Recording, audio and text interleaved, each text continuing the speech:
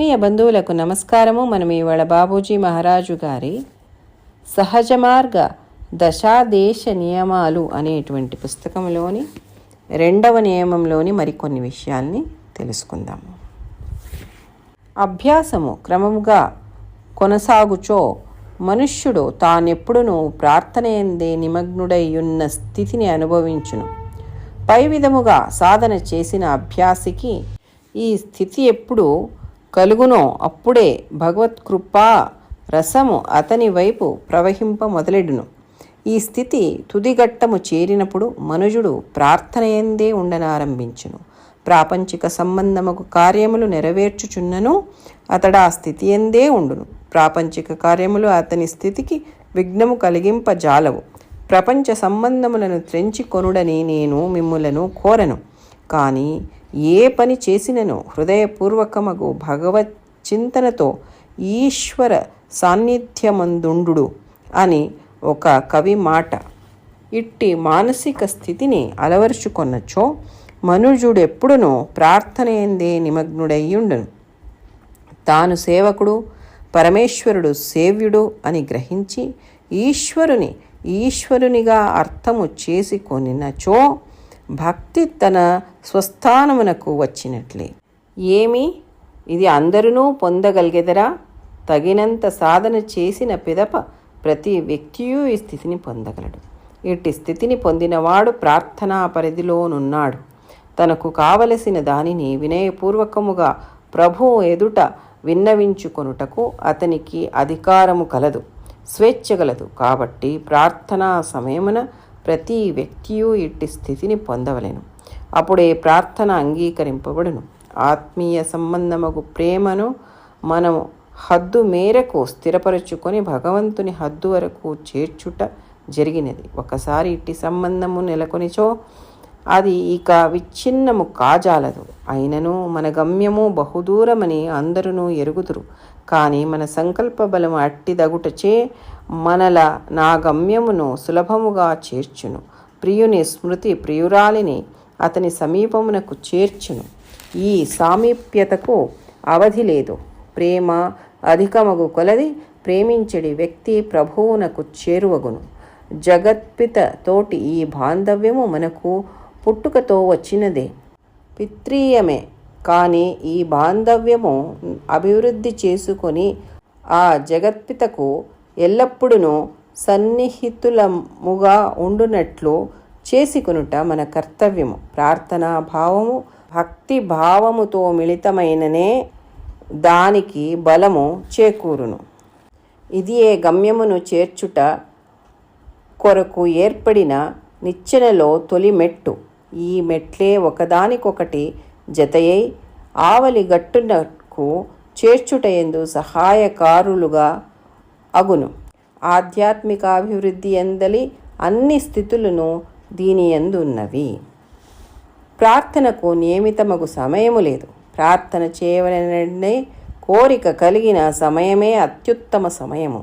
అట్టి మానసిక స్థితి కలుగనిచో అవసరమైనప్పుడెల్లనూ అట్టి స్థితిని మనము కలిగించుకొనవలేను. సర్వశక్తియుతుడును ప్రభువును అగున అతని లేక అట్లనుటకు తగిన వానిని గూర్చియే మనము ప్రార్థన చేయవలేను. బానిసలను ప్రార్థించుట సరిగాదని నా అభిప్రాయము. బానిసలనగా మానవుని అధీనమందు ఉంచబడిన శక్తులు. వానికి మనుష్యుని నుండియే శక్తి లభించును. తరువాత కాల ప్రభావముచే వాని శక్తి క్షీణించినది. అత్యవసరమును అతి ముఖ్యమును అగు విషయమునందు తప్ప కేవల ప్రాపంచిక లాభములకై ప్రభువును ప్రార్థించుట మూర్ఖత, అవివేకము అగును.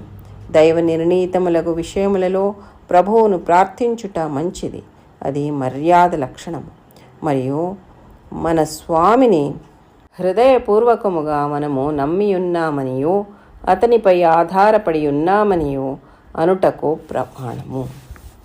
ఇక్కడ బాపూజీ గారు ఏం చెప్తున్నారంటే, ప్రార్థన ఏ రకంగా చేయాలి, ఎప్పుడు చెయ్యాలి, ఎలాంటి సందర్భాలలో మాత్రమే చెయ్యాలి అని మనకు చాలా చక్కగా చెప్పారన్నమాట. అంటే ఇప్పుడు ఈ ప్రార్థన చేసేటువంటి అభ్యాసము క్రమముగా మనము ముందుకు కొనసాగిస్తే అప్పుడు మనిషి తాను ఎప్పుడూ ప్రార్థనలోనే నిమగ్నమై ఉన్నాడనేటువంటి స్థితిని అనుభవిస్తాడు. అంటే పై విధముగా సాధన చేసిన అభ్యాసికి ఈ స్థితి ఎప్పుడు కలుగుతుందో అప్పుడే భగవంతుని కృపాధార అతని వైపు ప్రవహించుకొని వస్తుంది. అంటే పై విధ సాధన, ప్రార్థన సాధన అంటే ఏంటి? హృదయము ప్రేమ భక్తితో నిండి ఉండవలేను. అటువంటి హృదయముతో భగవంతుణ్ణి మనము ప్రార్థించవలేను. ఈ స్థితి ఏముంది కదా, దీని తుది ఘట్టము ఎప్పుడైతే చేరుతాడో అభ్యాసి సాధకుడు, అప్పుడు ప్రార్థనలోనే అతను జీవించడానికి మొదలు పెడతాడు. అంటే అతని స్థితినే ప్రార్థనామయమైనటువంటి స్థితి అయిపోతుందన్నమాట. అంటే ప్రాపంచిక సంబంధ కార్యాలని నెరవేరుస్తూ ఉన్నప్పటికీ కూడా ఎంతటి పెద్ద కార్యమే నిర్వహిస్తూ ఉండని, ఎంతటి క్లిష్టకరమైనటువంటి కార్యమునే నిర్వహిస్తూ ఉండని, అతడు అంతరంగములో ఆ ప్రార్థనా స్థితి నుంచి పక్కకు రాడన్నమాట. అంటే అందులోనే ఉంటాడు. అంటే ఎటువంటి ప్రాపంచిక కార్యాలు అతని ఆ ఒక అంతరంగికమైనటువంటి ఆ స్థితిని విఘ్నం కలిగించజాలదు. అంటే ప్రపంచానికి సంబంధించినటువంటి విషయాలన్నీ తెంచుకోండి అని నేను మీకు కోరట్లేదు అని చెప్తున్నారు బాబూజీ గారు. కాకపోతే ఏ పని చేసినా కూడా హృదయపూర్వకంగా భగవత్ చింతనలో ఈశ్వరుని సాన్నిధ్యంలో మనము పనిచేస్తున్నామని అనుకొని ప్రతి ఒక్క కార్యాన్ని మనము నిర్వహించాలి అని చెప్తున్నారు. ఇటువంటి మానసిక స్థితిని ఎప్పుడైతే మనం అలవరుచుకున్నామో అటువంటి సాధకునికి ప్రార్థనలోనే నిమగ్నము అయిపోయినటువంటి స్థితి అతని అంతరంగిక స్థితి అయిపోతుందన్నమాట. అప్పుడు అతని లోపల ఎటువంటి ఒక భావన ఉంటుందంటే తాను సేవకుడు, పరమేశ్వరుడు సేవ్యుడు, అంటే తన స్వామి అని గ్రహించి ఈశ్వరునిగా అర్థం చేసుకున్నప్పుడు భక్తి తన స్వస్థానానికి వచ్చినట్లే అని చెప్తారు. అంటే అడగచ్చు ప్రశ్న, ఏంటి ఇది అందరూ పొందగలిగేటువంటిదా అని. దానికి బాబూజీ గారు ఏం చెప్తున్నారు? తగినంత సాధన చేసిన పిదప ప్రతి ఒక్క అభ్యాసి సాధకుడు ఈ స్థితిని పొందగలడు అని చెప్తున్నారు బాబూజీ గారు. ఇటువంటి స్థితిని పొందినటువంటి వాళ్ళు ప్రార్థనా వలయంలో పరిధిలో ఉన్నారని అర్థము. అంటే తనకు కావలసినటువంటి దానిని వినయపూర్వకంగా ప్రభు ఎదుట పెట్టి విన్నవించుకునేటువంటి అధికారము అతనికి ఉంది.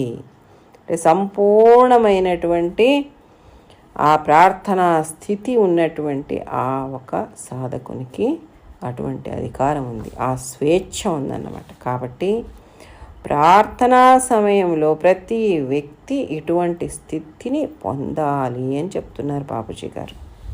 అంతేకాకుండా అప్పుడే ప్రార్థన అంగీకరింపబడుతుంది.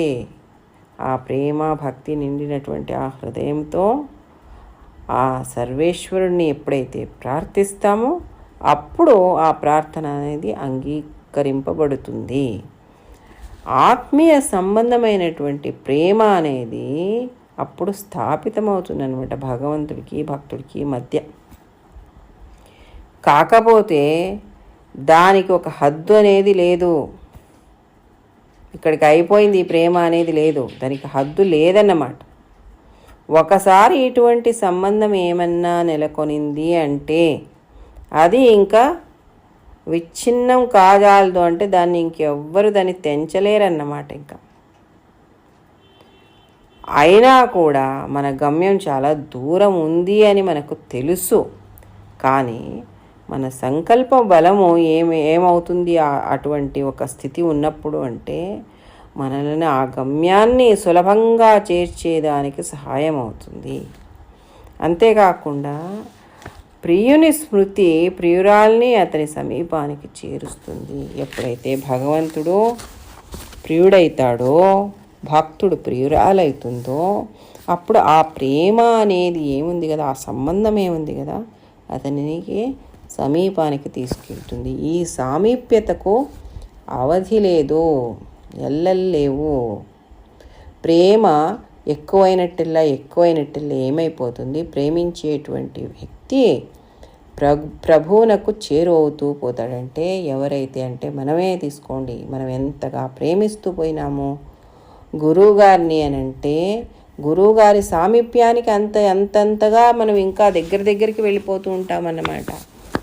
అటువంటి స్థితి మనలో కలుగుతుంది. కాబట్టి ఆ జగదీశుడు జగత్పిత అని చెప్పారు.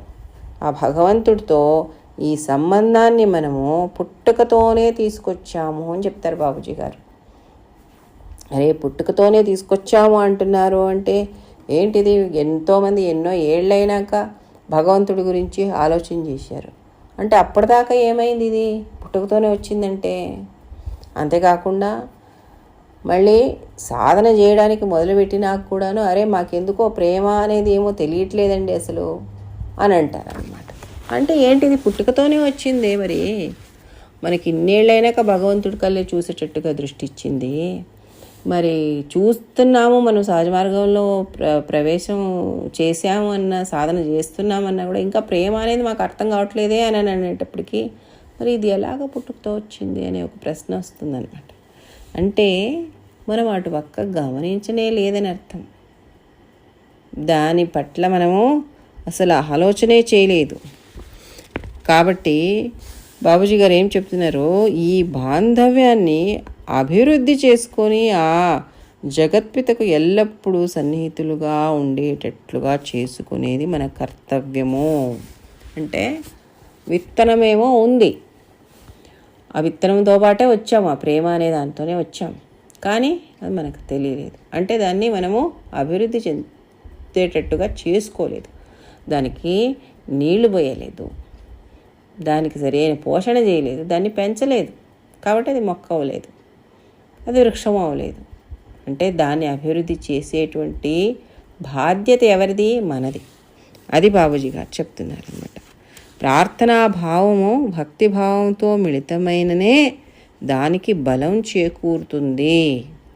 ఉత్తుత్తి ప్రార్థనలు ఇక్కడే గాలిలోకి వెళ్ళిపోతాయన్నమాట. అంతే, ఇక్కడే ఉంటాయి, మన చుట్టూ ఉంటాయి అంతే. అవి నిజమైనటువంటి ప్రార్థన భగవంతుడి దాకా వెళ్ళాలి అంటే మన హృదయము ప్రేమ భక్తితో నిండి ఉండాలి.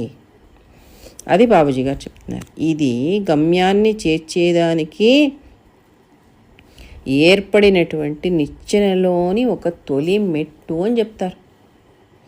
అంటే ఆ మెట్లు ఒకదానికొకటి జతయి అవతల గట్టుకు చేర్చేదానికి సహాయం అవుతుంది. అంటే ఇది ప్రార్థన అనేది ఒక నిచ్చెన, మనకు భగవంతుడికి మధ్యన, అంటే భగవంతుడిని చేరేదానికి ఇది నిచ్చెన అనేది. ఇది చాలా ముఖ్యమైనటువంటి విషయం. చూడండి, ఆధ్యాత్మికమైనటువంటి అభివృద్ధి చెందాలి అంటే అన్ని స్థితిలో దీనిలోనే ఉన్నాయి.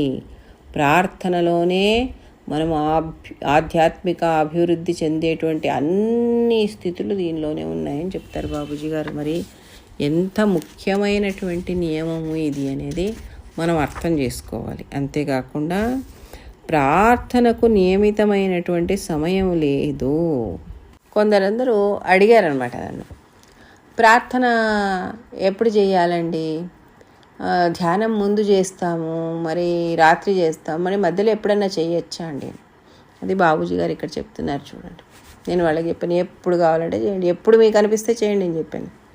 అదే ఇక్కడ చెప్తున్నారు బాబూజీ గారు. ప్రార్థన చేయాలనేటువంటి కోరిక కలిగిన సమయమే అత్యుత్తమ సమయము అని చెప్తారు. ఇంకా మీకు అనిపించిందా భగవంతుడికి ప్రార్థన చేయాలంటే దానంతకు మించిన మంచి సమయం ఇంకోటి లేదు, ప్రార్థన చేయండి.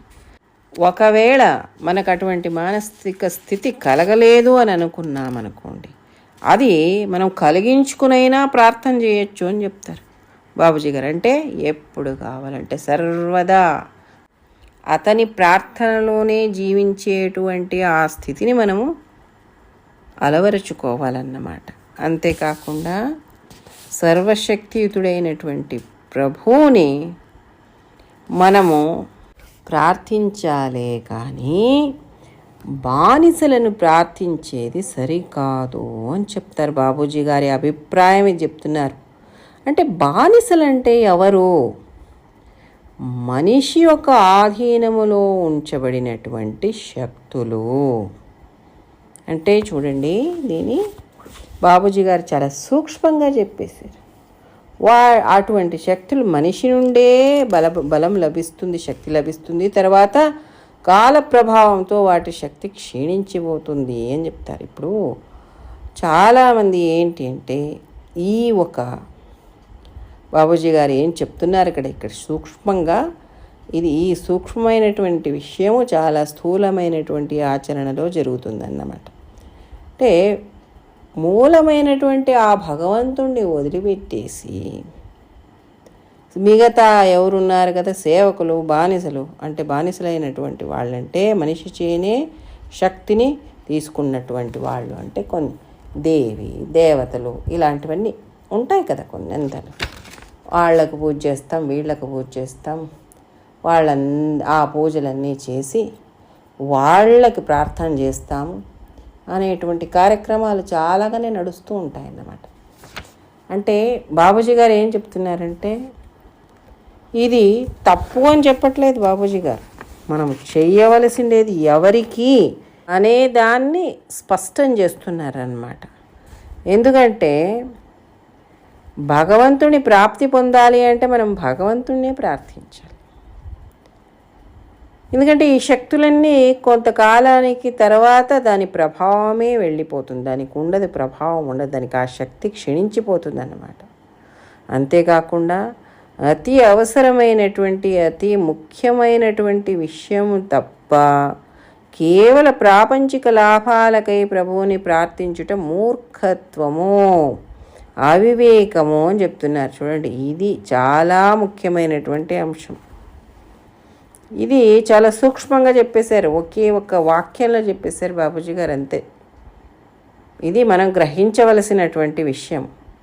అత్యవసరము అతి ముఖ్యమైనటువంటి విషయం తప్ప కేవలం ప్రాపంచిక లాభాల గురించి మనము భగవంతుని ప్రార్థించేది మూర్ఖత్వం, అవివేకము అని చెప్తారంటే ఉదాహరణ, చిన్న చిన్న ఉదాహరణలు చెప్తాను నేను, అంతే.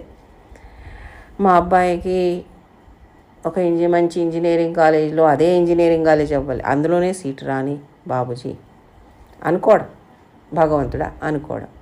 లేదా ఇంజనీరింగ్ అయిపోయింది, చాలా చక్కటి ఒక ఉద్యోగం వచ్చేసేని అని అనుకోవడం. లేదా మా అమ్మాయికి మంచి దగ్గర పెళ్లి సంబంధం కుదిరేని బాబూజీ అని అనుకోవడం. అంటే ఇది తప్పు అని చెప్పట్లేదు బాబూజీ గారు, తప్పు ఇది అని ఎప్పుడు చెప్పట్లేదు బాబూజీ గారు, ఎవరిని తప్పట్టరు. అంతేకాకుండా ఇదేదో ప్రాజెక్ట్ అయిపోతుంది, అబ్బో ఈ ప్రాజెక్ట్ నాకు చాలా చక్కగా సక్సెస్ఫుల్ అవ్వని. సక్సెస్ఫుల్ అంటే ఏంటి, అక్కడ దండిగా డబ్బులు రాని అని అర్థం. లేదా మరి ఇంకోటి, నాకు ఇంకేదో ప్రమోషన్ రానని, ఇంకోటని, మళ్ళొకటని. లేదా ఆ కారు కొనుక్కోవాలనుకుంటున్నాను, దానికి ఎలాగన్నా చేసి వచ్చే నెలలోపల ఆ కారు నేను కొనేసేటట్లుగా అయిపోని.